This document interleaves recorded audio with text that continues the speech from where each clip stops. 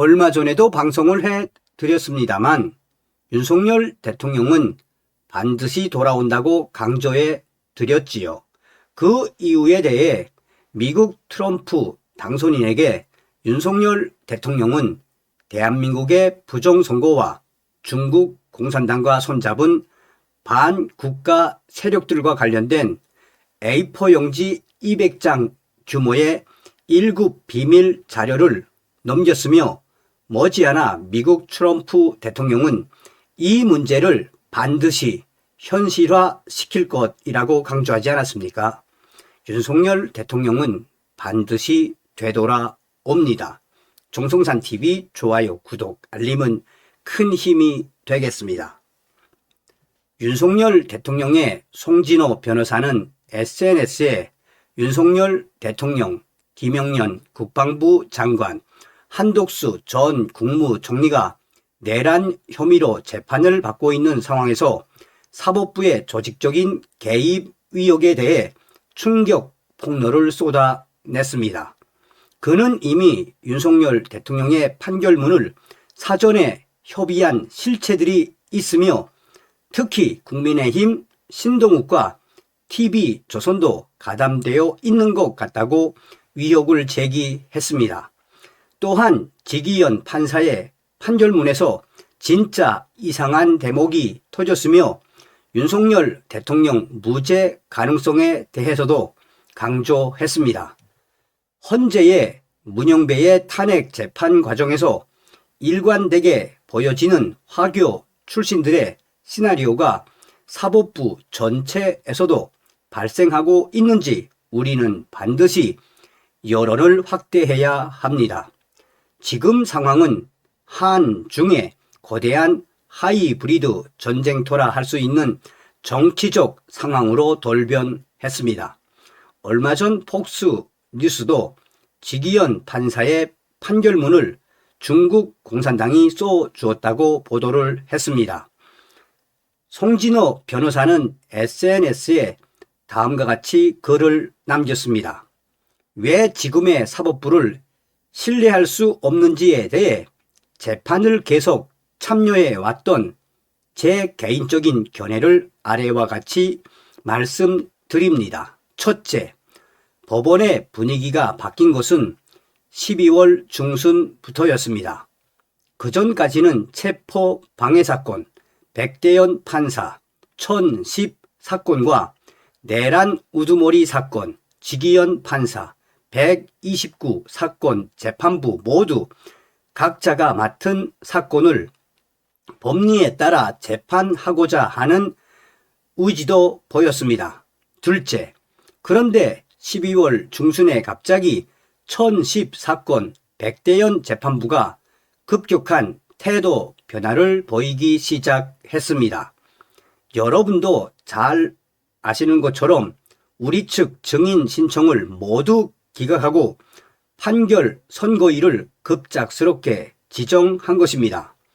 이전에는 우리가 증인 신청을 하면 2026년 1월 20일경 그 체부를 결정한 이후 증인 신문을 이어가겠다는 입장, 즉 129 사건 결과를 본 후 판결 선고를 하겠다던 입장을 갑작스럽게 번복한 것입니다. 그때는 백대현 재판부의 개별적인 태도 변화로만 알고 있었습니다. 셋째, 그러나 이러한 백대현 재판부의 태도 변화는 백대현 재판부만의 개별적인 것이 아니었다는 것이 추후 일어난 전후 사정을 통해서 추론되었습니다. 즉, 이는 조이대 사법부 전체의 협의와 지시에 따라 모든 재판부가 그 입장을 변경한 것이라는 점이 백대현, 이진관, 류경진, 지기현 판사의 모든 재판부가 일관되게 공수처의 수사권을 인정하고 체포영장 집행을 적법한 것으로 보았고 윤석열 대통령의 계엄을 내란으로 단정하였다는 점에서 확인된 것입니다.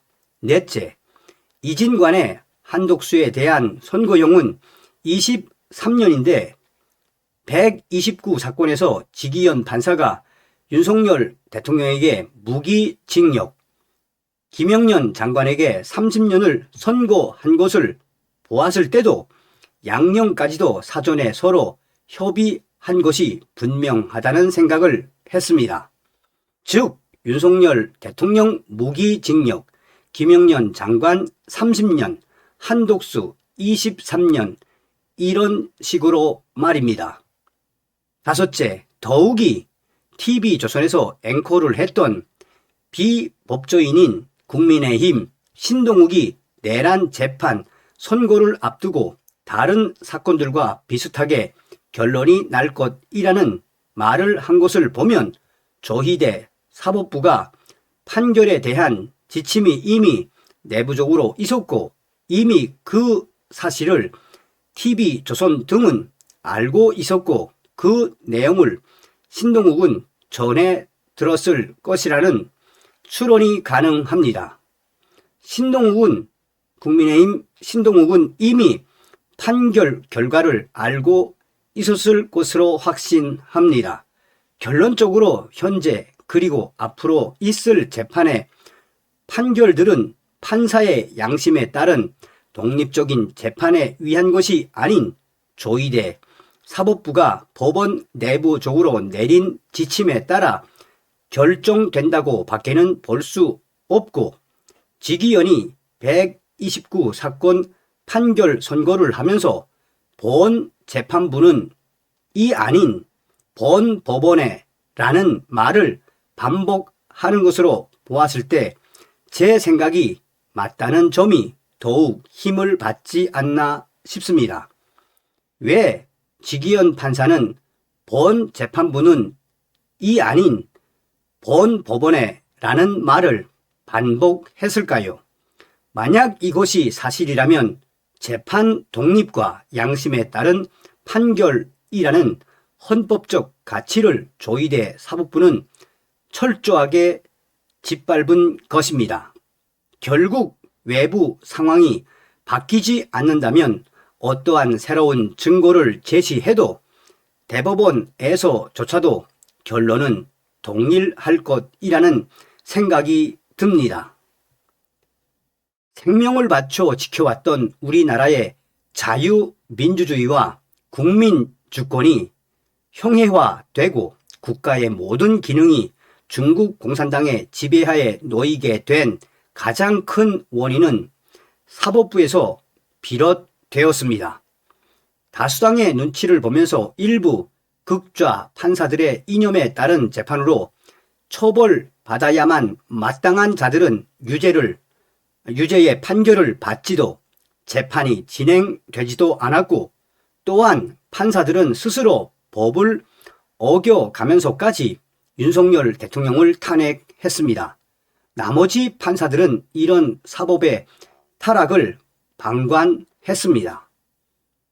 민주당 반국가 세력들에게 유리한 것은 없는 법도 해석으로 만들어 적용했고 자유 세력에게는 법에서 허용하는 것도 해석으로 배제했습니다.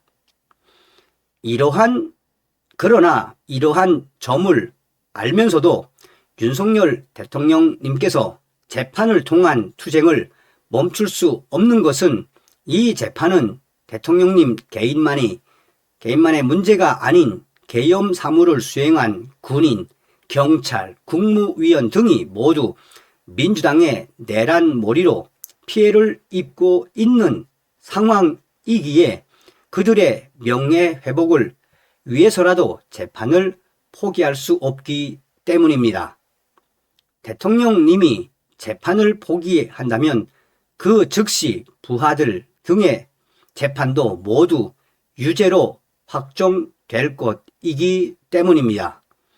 예상컨대 앞으로 분명히 외부의 상황은 바뀔 것이고 눈치 보기에 비겁한 조희대 사법부는 외부 상황이 변하면 창피함도 모르고 또다시 태도를 급변할 것입니다.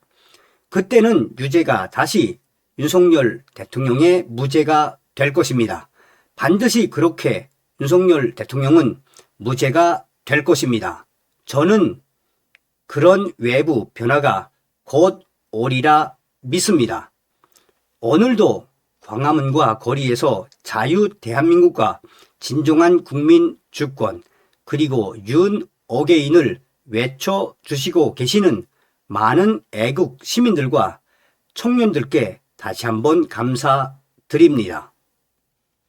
서두에도 말씀을 해드렸습니다만 윤석열 대통령은 반드시 되돌아옵니다. 우리는 윤 대통령이 돌아올 수 있게 모두 힘을 합쳐 싸워야 합니다. 다음 시간에 뵙겠습니다. 멸공.